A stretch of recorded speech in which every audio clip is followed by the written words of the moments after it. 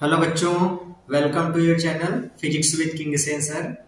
मेरा नाम है किंगसेन कुमार। बच्चों, आज हम आप लोगों के लिए लेकर के आए हैं क्लास 11th फिजिक्स के चैप्टर वेव मोशन के न्यूमेरिकल सीरीज का सेकंड पार्ट, जिसमें हम लोग कुछ सवाल सॉल्व करेंगे। क्वेश्चन को सॉल्व करने से पहले मैं आपको कुछ फार्मूलों को बता दूं जिस पर आज की क्वेश्चन को सॉल्व करना है। देखते हैं बच्चों। पहला बच्चों, किसी गैस में ध्वनि तरंगों की चाल का जो फार्मूला होता है, जो लाप्लास ने न्यूटन के फार्मूले को करेक्ट करने के बाद बताया था, वो फार्मूला होता है V is under root gamma p by d. यहाँ पे फार्मूले में गामा Cp और Cv का अनुपात है, जहां पे Cp को कहते हैं स्थिर दाब पर मूलर विशिष्ट ऊष्मा, Cv को कहते हैं स्थिर आयतन पर मूलर विशिष्ट ऊष्मा। इसको बोलते हैं molar specific heat at constant pressure, और इसको बोलते हैं बच्चों molar specific heat at constant value. ये गामा की वैल्यू बच्चों अलग अलग गैसों के लिए अलग अलग होती है और इसकी वैल्यू फिक्स होती है। जैसे मोनोएटॉमिक गैसों के लिए गामा की वैल्यू 1.67, मोनोएटॉमिक गैसों के लिए मोनोएटॉमिक गैसेस आर, जैसे हीलियम हुआ, नियान हुआ, आर्गन हुआ, क्रिप्टॉन हुआ, इन सभी गैसों के लिए गामा की वैल्यू 1.67। डाई एटॉमिक गैसों के लिए 1.40। ये डाई एटॉमिक गैसेस ऐसी गैसें जिसमें दो परमाणु होते हैं। For example O2, N2, Cl2, Br2, ये सभी। अब इन सभी गैसों के लिए गामा की वैल्यू 1.40 होती है। और जो बच्चों पॉली एटॉमिक गैसें होती हैं, पॉली एटॉमिक गैसेस एग्जांपल के जैसे NH3 हो गया, CH4 हो गया, CO2 हो गया, ये सभी अगर गैसें हैं तो ऐसी गैसों के लिए गामा की वैल्यू होती है 1.33। तो बच्चों गामा की वैल्यू फिक्स क्वांटिटी होती है। इस फार्मूले में बच्चों हमको जो P मिल रहा है, इस P को हम लोग बोलते हैं इनिशियल प्रेशर, और इनिशियल प्रेशर जो कि वास्तव में एटमॉस्फेरिक प्रेशर होता है, इसकी वैल्यू होती है 1.01 × 10⁵ न्यूटन पर मीटर स्क्वायर, इतनी होती है। D है बच्चा डेंसिटी। D क्या है? Density of medium. अब जो भी मीडियम, अगर गैस है तो गैस की डेंसिटी, लिक्विड है तो लिक्विड की, सॉलिड है तो सॉलिड की, जो मीडियम है उसकी डेंसिटी। तो ये गैसों में ध्वनि तरंगों की चाल का फार्मूला है। ओके, अभी अगर अब अलग अलग रिलेशन को अगर हम लोग फार्मूले से समझे, अलग अलग रिलेशन कहने का मतलब ये है, जैसे टेम्परेचर के रूप में इसी ध्वनि तरंगों की चाल के सूत्र को हम लोग कैसे दिखा सकते हैं टेम्परेचर के टर्म में। तो V बराबर under root gamma RT divide by M, ये फार्मूला। तो जो यहाँ पर गामा फिर से वही है Cp बाई Cv, R को हम लोग बोलते हैं गैस कांस्टेंट, ये रिडबर्ग कांस्टेंट है, T है बच्चा टेम्परेचर, क्या है? टेम्परेचर। M है गैस का मॉलिक्यूलर वेट, ये मॉलिक्यूलर वेट है। अगर बच्चों दो अलग अलग गैसों में ध्वनि तरंगों की चाल का अनुपात निकालना हो, फॉर एग्जांपल मान लो कि A कोई गैस है, इस गैस का मॉलिक्यूलर वेट है m1, इसमें ध्वनि तरंग की चाल है v1। ये कोई दूसरा मीडियम है, दूसरी गैस है, इस गैस का मॉलिक्यूलर वेट और भार है m2, और इसमें ध्वनि तरंग की चाल है v2। दोनों एक ही टेम्परेचर पर है, तो इसमें ध्वनि तरंग की चाल होगी v1 बराबर under root gamma RT divide by m1, इसमें चाल होगी v2 बराबर under root gamma RT divide by m2। दोनों का अगर रिलेशन निकालना है तो रिलेशन को हम लोग ऐसे फाइंड कर सकते हैं। आप क्या करो, इस समीकरण 1 में समीकरण 2 से भाग कर दो, तो v1 डिवाइड बाई v2, ये पहला इक्वेशन है, ये दूसरा इक्वेशन है। 1 में 2 से भाग कर दोगे तो v1 बाई v2 इक्वल्स हमको मिलेगा, ऊपर में है under root gamma RT divide by m1, नीचे मिलेगा under root gamma RT divide by m2। तो बच्चों ये हमको मिल जाएगा V1 by V2 is equals under root gamma R T divide by M1 into under root सब एक के साथ under root into M2 divide by gamma R T, तो ये इससे मर गया। V1 by V2 is equals under root M2 by ये। बच्चों इस वाले फार्मूले पे हम लोगों को बहुत से न्यूमेरिकल मिले, कंपटीशन में भी इस पर बहुत से साथ मिलते हैं। V1 by V2 is equals M2 by M1, जहां पर M2 दूसरे वाले गैस का मॉलिक्यूलर वेट है, M1 पहली वाले गैस का मॉलिक्यूलर वेट है। तो ये अलग अलग फार्मूले इस तरीके से होते हैं। अच्छा, अगर डेंसिटी वाले फार्मूले या डेंसिटी का रिलेशन की बात की जाए, जैसे पहली गैस की डेंसिटी अगर D1 है, दूसरी वाली गैस की डेंसिटी D2 है, तो डेंसिटी का आपस में रिलेशन हम लोग फाइंड कर सकते हैं। ये तो मास का या मॉलिक्यूलर वेट का एक रिलेशन है। डेंसिटी वाला हम लोग कैसे रिलेशन फाइंड करेंगे उसको देखते हैं। बच्चों अभी मैंने आपको शुरू में एक फार्मूला बताया कि गैसों में ध्वनि तरंगों की चाल का जो फार्मूला होता है, लाप्लास ने करेक्शन के बाद जो फार्मूला बताया था वो फार्मूला क्या है, यहां से अगर निकालेंगे तो V1 बराबर under root gamma P divide by D1। दूसरे वाली गैस के लिए V2 is equals under root gamma P divide by D2। Pressure दोनों का सेम। फिर से वही चीज करिए, इक्वेशन फर्स्ट है, इक्वेशन सेकंड है, फर्स्ट में सेकंड से डिवाइड कर दो तो V1 by V2 is equals under root gamma P by D1 divide by under root gamma P by D2। तो ये हो जाएगा V1 by V2 is equals gamma P by D1 into D2 by gamma P। ये इससे मर गया तो V1 by V2 कितना मिल गया under root D2 by D1। तो बच्चों डेंसिटी का ये रिलेशन है। डेंसिटी का क्या रिलेशन होता है, V1 by V2 is equals under root D2 by D1। तो डेंसिटी वाला फार्मूला ठीक है। मैं आपको समरी बता देता हूँ कि अभी तक हम लोगों ने कितने फार्मूले पढ़े वेलोसिटी से रिलेटेड।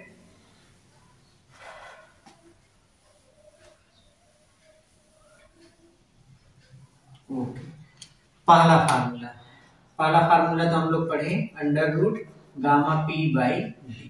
ठीक है, दो अलग अलग गैसें हैं, दोनों अलग अलग गैसों की डेंसिटी D1 और D2, अगर उनमें स्पीड साउंड की V1 और V2 है तो डेंसिटी का एक रिलेशन हम लोग ये भी पढ़ चुके हैं, V1 by V2 is equals under root D2 by D1। ठीक है, फिर अगर इन्हीं गैसों में पहली गैस का मॉलिक्यूलर वेट M1 दूसरे का M2, मतलब अणुभार पहले का M1 दूसरे का M2 हो, तो दोनों माध्यमों में ध्वनि तरंगों की चालों का अनुपात V1 बाई V2 ये होगा under root M2 by M1। ऐसे भी लिखा जा सकता है।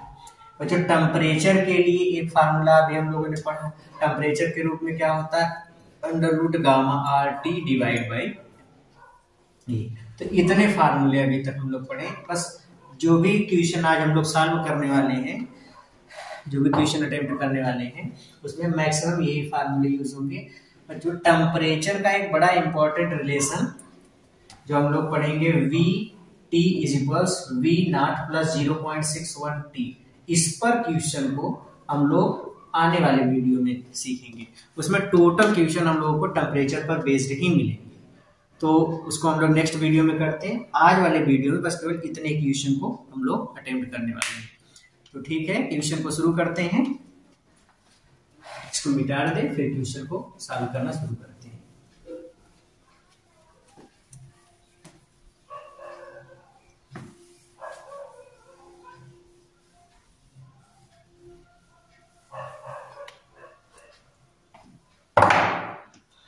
ओके बच्चों, आज ये पहला क्वेश्चन लेते हैं।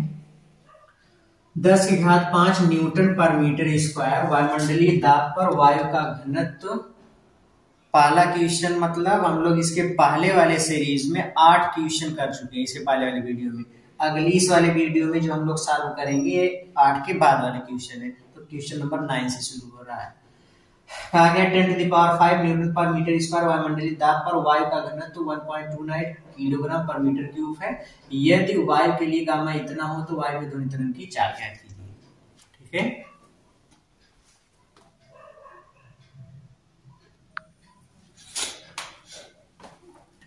ठीक है बच्चों, तो क्वेश्चन में क्या क्या हमको दिया गया है वायुमंडलीय दाब मतलब प्रेशर दिया गया 10⁵ न्यूटन पर मीटर स्क्वायर। घनत्व डेंसिटी डी दिया गया 1.29 kg पर मीटर क्यूब, ये दिया गया है। गामा दिया गया है 1.40 और हमको स्पीड ऑफ साउंड फाइंड करनी है। बच्चों वायु में ध्वनि तरंगों की चाल के लिए formula under root gamma p by D.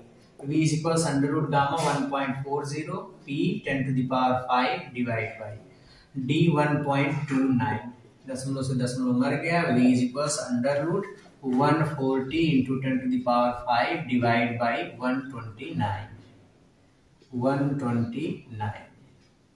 ठीक। ये कट गया है, ये कट गया है बच्चा, ये कट गया।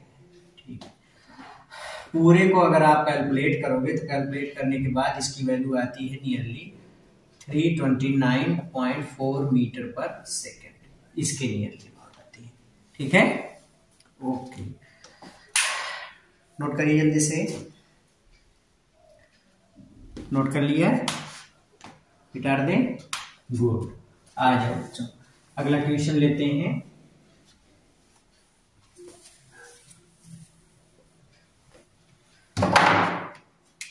अगला क्वेश्चन है, सामान्य ताप व दाब पर 4 ग्राम हीलियम 22.4 लीटर आयतन घेरती है। तो हीलियम का द्रव्यमान मास m हमको दिया गया है 4 ग्राम। कितना लीटर आयतन घेरती है? Volume 22.4 litre. बच्चों यहाँ से हम लोग डेंसिटी फाइंड कर सकते हैं, क्योंकि mass is equals volume into density. So density is equals mass divide by volume. Density is equals mass 4 gram है 10⁻³ kilogram divide by volume 22.4 litre है 10⁻³ से मल्टीप्लाई कर दिया, मीटर क्यूब में हो गया, ये इससे मर गया। D is equals 4 divide by 22.4 kg पर मीटर क्यूब, ये इसकी डेंसिटी आ गई। ठीक है, ओके। इस अवस्था में हीलियम में ध्वनि की चाल की गणना कीजिए। हीलियम के लिए और भी कुछ चीजें हमको दिया गया, जैसे गामा कितना 1.67 मोनोएटॉमिक है, P इज इक्वल्स 10⁵ न्यूटन पर मीटर स्क्वायर। ओके बच्चों, speed of sound in gas होता है V is equals under root gamma P divide by D। V is equals under root what is gamma 1.67, what is P 10⁵ divide by D कितना आया 4 divide by 22.4।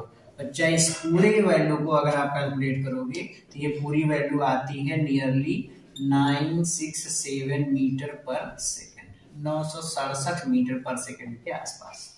ठीक है, okay, question को note कर लीजिए।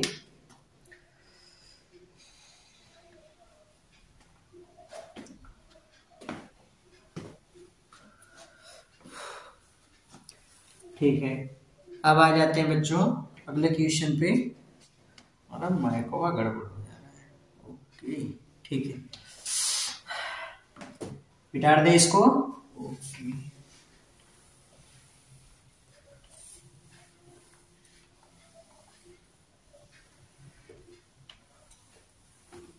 अब लेते हैं बच्चों क्वेश्चन नंबर 11।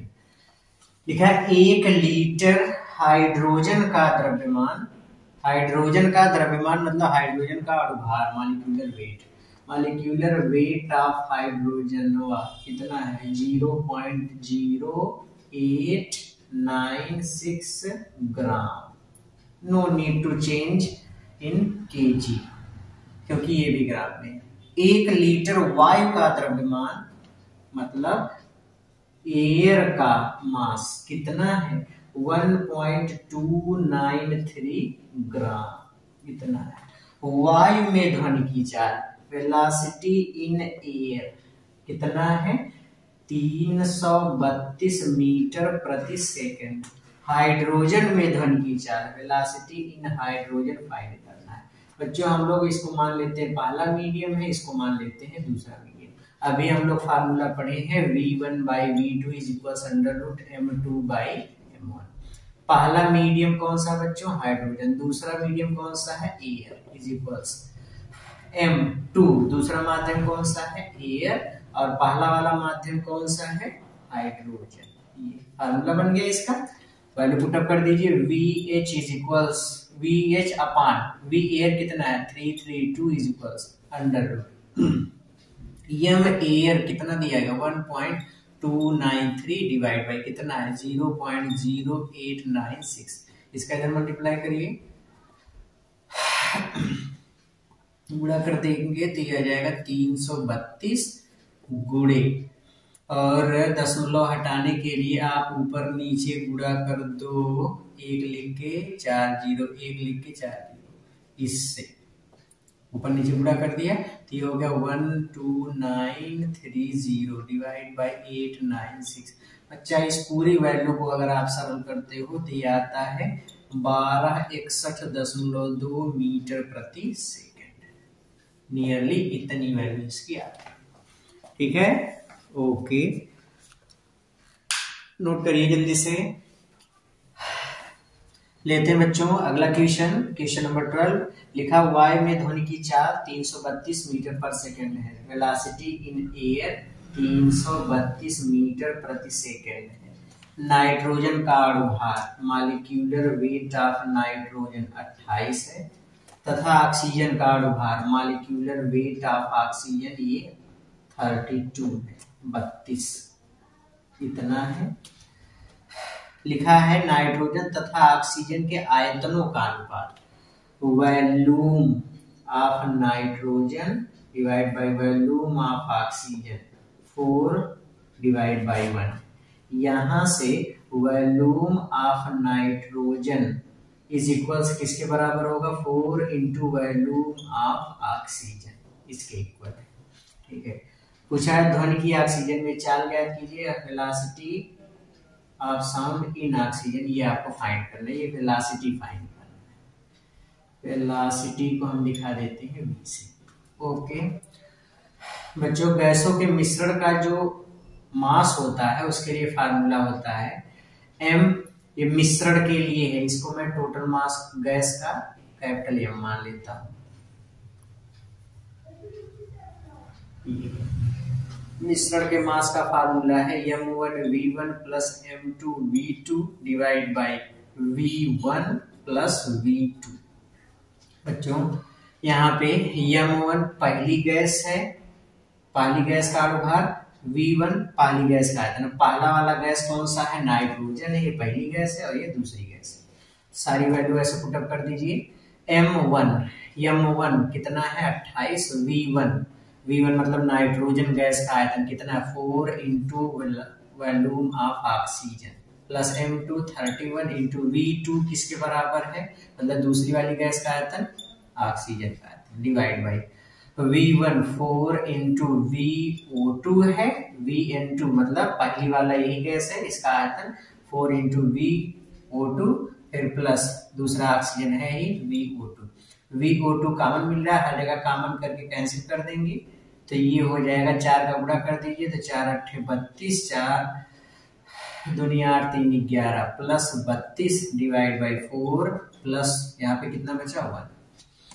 ये हो गया यम गैस इज इक्वल्स, ऊपर ऐड कर दो 2 2 4 3 1 4 144 और बटे 5, ये आ गया एम गैस। और इसको डिवाइड कर दोगे तो 5 दूनी 10, 5 अट्ठे 40.8, तो यम गैस इसका जो मास मिला इतना है। ओके, आगे देखते हैं।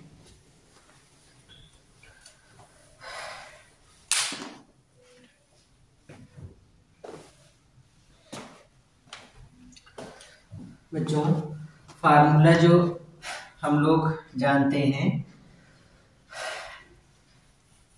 दो अलग अलग माध्यमों में ध्वनि तरंगों की चालों का एक रिलेशन हमने पढ़ा है, v1 बाई v2 बराबर होता है √m2 बाई m1।